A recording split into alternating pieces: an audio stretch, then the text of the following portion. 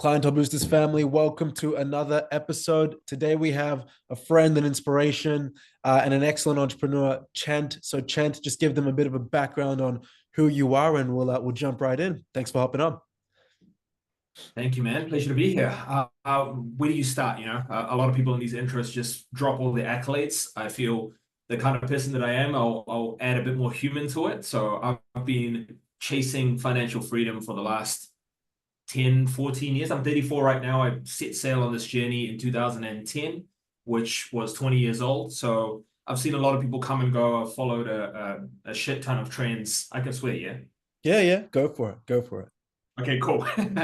I followed a fuck ton of trends Nice. to learn a lot of things that didn't work, have a lot of temporary success, find myself empty in a lot of success, but that sent me down a lot of different things from side hustles, personal training, online coaching, tech startups, mindset coaching, business coaching, high ticket sales. A lot of those what I currently do right now. But yeah, long story short, it's been a wild ride in the last 14 years. I've seen a lot. I'm still a baby in the game. You got to stay a student. And I'm just happy to be here to give back some value and some insight to yourselves, but also enjoy this moment with you and reflect. Absolutely, man. Mutually. And thanks for hopping on. I know you are very busy. And yeah, the fact that you've done all of this by 34, like I talk to more and more of my friends. I'm 24, so I'm a decade younger than you, but I definitely speak to a lot of my friends that are in their late 20s and early 30s. And it is so obvious to me, those that spent their mid, early, late 20s building this and then reaping the rewards in their 30s, as opposed to those that were very, very distracted in their 20s and now they're trying to catch up in their 30s, but they have all these other different factors that come into the place at that stage. So great work. It's incredible what you've achieved, first and foremost. So what I would love to explore was a bit about who Chent was in his teenage years and as a child, because oftentimes with entrepreneurship, there were traits that were obvious that aren't explored until they're much older. So who was Trent in primary school and in high school? Was he still this super intelligent, super savvy entrepreneur, tech, marketing, gym? Or was he kind of a bit more of the introvert or the annoying extrovert? What was Chent like as a kid? I would say the word that comes to mind is extremely curious and extremely quiet. It's almost like labels, ADHD, whatever, right? I've never been diagnosed with it, etc. But I've always had an extremely creative mind that would go off in a million directions. I've a lot of intrusive thoughts, as we all do. Yeah. And usually I would just let my intrusive thoughts out because that's a form of expression for me. So I was always smart, I would be in top of the class if I tried. Coming from an Asian family, you have to try or else you get beat. So that was sort of my incentive to actually try in school. But when it came to like my report cards and stuff like that, teachers would always say he's well-mannered, he's respectful, he's intelligent, but he can be on the talkative side and disrupt the class. So that was like a common theme. Even reading back my old reports, I would see that disruptive, talkative, just always on the go. So as I started to evolve through high school, etc., I feel, some people have traumatic experiences growing up. And even when it comes to trauma, there's scale to it as well. Like I lost my mum at 14, but some people may lose both parents at 14 or at 10. And some people might not even experience that up until 40.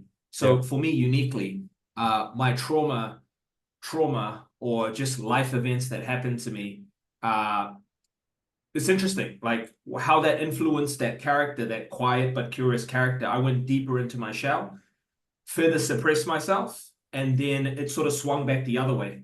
Where then I thought, fuck it, I don't really care anymore. And that actually allowed me to break the mold of being suppressive and just start being expressive.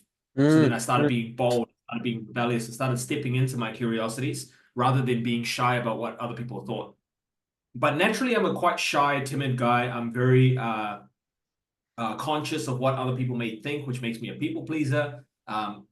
Seeking external validation, social media, all of these things don't make it any easier.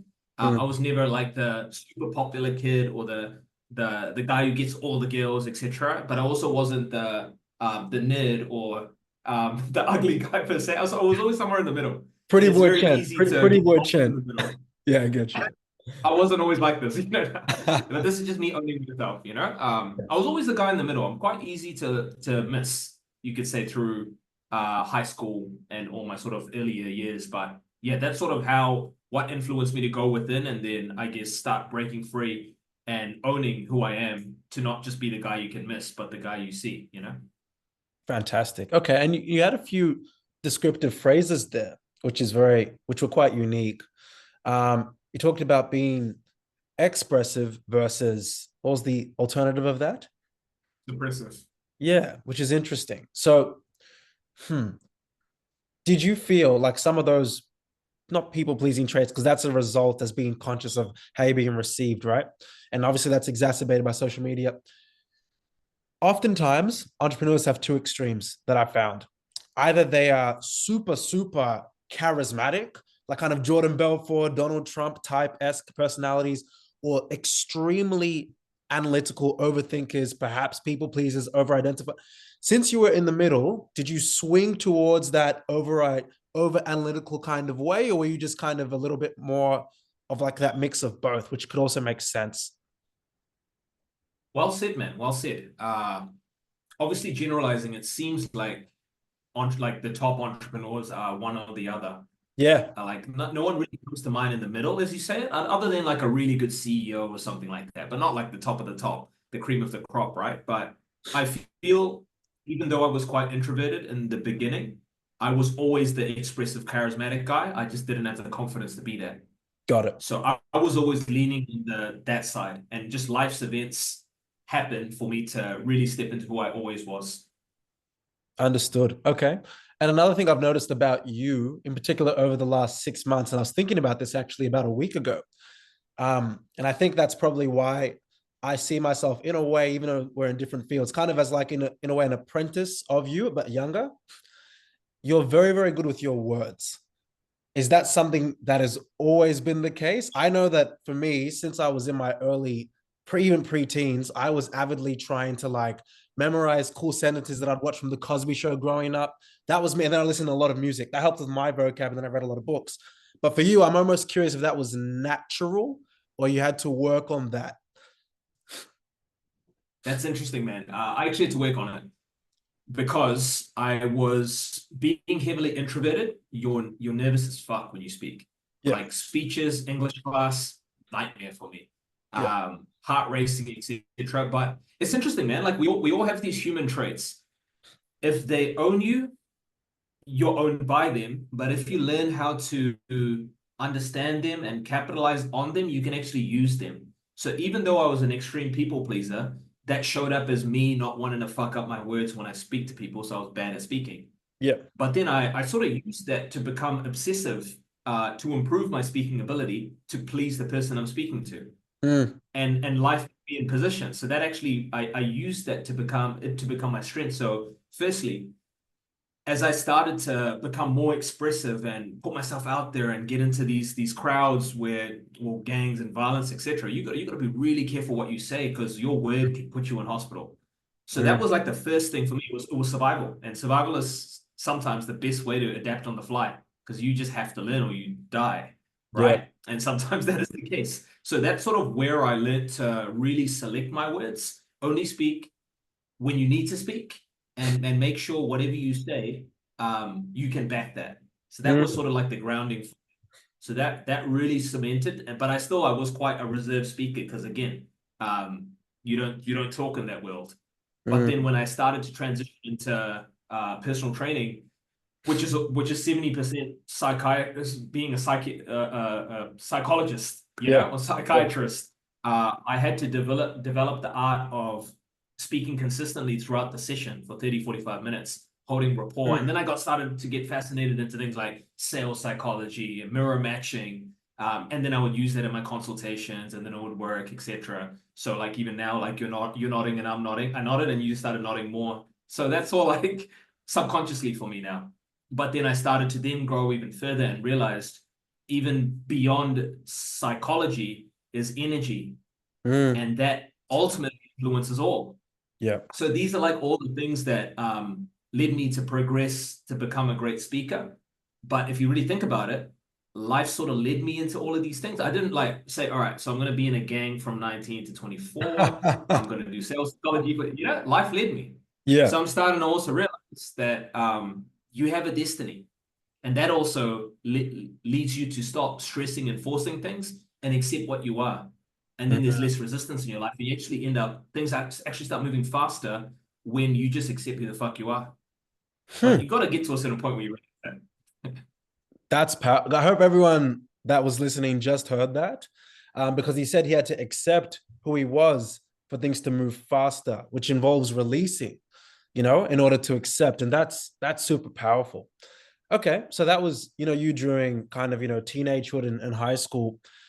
That first business venture, where did that come from? Was that inception upon end of high school, university? Did you go to university? Was it a job? How did that first job bridge to that first business venture? Yeah, man. I was not really money minded at all. I wasn't progression minded coming out Right. of high school. I was regression minded. Fuck, these are good. It's the opposite, right? Because I Yeah. was so focused on drinking and destroying myself, and escaping through substances that if you're regression minded, you're not thinking about progression. Just as if you're progression minded, you're not thinking about regression. So the tipping point was when I realized, like, okay, I'm out of school now. This is where adulting starts. So my father at the time said, go study civil engineering. I'll get you a job. Brother's an architect. My dad's been in construction 40 years. So I'm like, okay, I guess this is my path. I guess this is where I just grow up. So I Mm. thought that's the path. So I went and studied civil engineering. First semester, fully regression minded, so I failed every single paper with D minuses, Fs, etc. Mhm. And I was just thinking, like, fuck, that was a lot of money because obviously I'm on a student loan, so I just like racked up debt on that. Mm. And then I thought, all right, I just got to suck it up and try. So that was like uni for me. But I think the benefit of it, like, you start to realize you need money to navigate as an adult. So Yep. my dad, knowing people in the industry, he got me jobs. All of the jobs I couldn't hold, because I would get the job Wednesday, Thursday, Friday. I'd go on a bender Friday, Saturday, Sunday. I'd call in sick on Monday because I'm spewing up. Yeah. Yeah. I go in Tuesday. I remember I went in on this Tuesday. I rang and I knew the boss was fucked off. And I was like, I'll come in tomorrow. Like, he just hung up on me. So I went in. And there was another guy sitting on my desk. So he replaced me in a day, Yeah. and it was so embarrassing. But these are all the moments where I just started to, like, again, destiny, bro. So that then eventually led me, like, I started to go deeper into my own spirals. I started looking at hustling, and those kinds of worlds, and how do you make money, whatever. But the biggest thing for me is like a lot of my survival years as a early adult, Mm. and learning how to communicate. I developed the art of selling myself. That's what I Mm. was really doing. Because to gain reputation, you got to sell yourself and you got to be what you're selling to, Yeah. especially in those worlds. So then when it came to personal training, it was quite simple for me. Sales became really simple because if you are the example of it, you can congruently speak about it. Yep. And then that just led to me understanding, like, okay, it's like I knew sales before I knew business, Hmm. and I knew personal branding before I knew business. Wow. So when I went into personal training, I like the mentor I had at the time, which was my club manager. She just pretty much filled in the missing gaps for me. This is scheduling. This is how you do contracts. This is how you create packages and offers. This is what you do to fill up your calendar. And then I just was a student of the game. So that just filled up a lot of the missing pieces for me. And that's always what I've done. Because then when I wanted to transition online, to online coaching, high ticket sales, I just paid somebody, learned the formula, student of the game. And I've always done that, you know? Wow. Okay. A bit to unpack there. So, what do you think is more important, especially with your experience in business? Marketing or sales? And I'm biased. I'm a marketer, but I started in sales first as well. Actually, it was a multi-level marketing, but what's Chent's opinion on this? Interesting. I would say sales, but I'm going to elaborate. I believe marketing is sales and sales is marketing, to be honest, because marketing is just selling a concept, an idea, a solution yourself at the end of the day. And that's sales, selling. So I believe there's no difference personally. at the foundation level, there's no difference. As you start going up, yes, there's different tiers and branches of each. But yeah, I believe sales is marketing and marketing is sales. But sales is the key. Why but sales is the key? I feel like if you say marketing is the key, you're already thinking about how do I sell myself, and it's almost in the word itself. But if you're thinking about selling, you're not thinking how do I sell myself? It's how do I be? Who am I? It's a Wow. different question. Okay. You're not thinking, if you ask sales, you're not thinking how do I market myself? And you think marketing, how do I sell myself? No. If you ask how do I sell myself, it's like how am I being? Who am I? The real questions start coming to light. Fantastic. And one thing I've noticed about your coaching angle and personal brand is that it's really, really focused on, like you said, being the product that you're trying to sell. When you look at a lot of these top tier coaches around the world, whether it's a Wes Watson, whether it's, other coaches around the world, they show or embody the identity, like you say, that they're trying to promote people to grow into. And they create the roadmap that they can follow. And that's what you've done very intentionally. And it's very obvious and it's very attractive because it's not like the coach that's fat, that even though he's maybe trying to sell you on, for example, a Facebook ads course, well, if he's so successful in that domain, how he does most things is how he should do most things. So that's what I really like about your brand. It actually always, even myself, I'm like, all right, like even if I'm doing good for my age or even compared to many, how can I make sure that I'm also still, as an ex-basketball athlete, making sure I'm still ripped, not just healthy, things like that. So that's good inward pressure from you, man. Okay. So that was the personal training, so what was that like kind of from that personal training into some of these other spheres? Because to go from, gym all the way to the tech field, that doesn't really line up. How does that make sense in your world? How did it go? I find, man, comes back to destiny. It's funny. Probably the first time I've thought about that question like this, because I never thought I want to be Steve Jobs or anything like that. It's not even appealing to me. Right. I was 25 years old, wanting to get absolutely jacked. If anything, I wanted to be Simeon Panda. I don't know if you know who that is, but like Chris Jones, all these like jacked Heard of fitness Chris Chent. influencers. Yeah. That's what I wanted to be. But what my curious nature was always the key for me, because it would get me into conversations, rooms with people where I would be there would be an opportunity on the table. And I don't just listen to opportunities and be like, awesome. I'll either be like, tell me more, fuck it, let's do it, or like, nah, that's not for me. I need to solve it. I need to come to a Right. conclusion. So that curious nature just led me to thing. The kind of personal training clients specifically that chose me out of all the other trainers at the gym aligned with that curious nature. They were all also visionaries, as you could say. So that's almost a label that I've adopted, you could say, got it tattooed on my head. So my curious nature eventually led me to one client who was a game developer. So I had game developers, I had directors of construction companies, I had a team leader for the innovation team at Fonterra, which is a massive dairy brand, Wow. multi-million, multi-billion maybe. These are like the most, I would have the most interesting sort of Avenger Marvel characters assembled as my client, which Yeah. was reflective of me. So each one of Mhm. them led to different opportunities. The Fonterra one led me to a public speaking gig. I actually done a group workshop where I had to suit up as a personal trainer and talk to them about the power of energy and mindset. Wow. So that was my first paid speaking gig. How old are you That at the also time? unlocked 27. Wow. Young man. Because I would motivate it, and just same things I do on my stories right now, I do in person. I'm the same guy you'll know, but I'm the same guy in person that you see online. Correct. So she loved that. She loved who I was in person and said, like, come talk to my team. I'm putting together this masterful team. They need some of your energy to pick them up. So that led to public speaking opportunities. And then on this side, I had a game developer client who develops games and then fun little indie games. Bit of a nerd. I'm a bit of a nerd too. I like gaming. I love technology, whatever. Curious. So that then led to us exploring. We just thought, hey, imagine if we put some games in a smart glass, and then people, instead of just sitting around at home, they could chuck on their glasses and they could play games, and then they won't even realize it, but they've lost 20 kgs. And imagine if they could win money and challenge friends. Mm. Like that's a cool idea.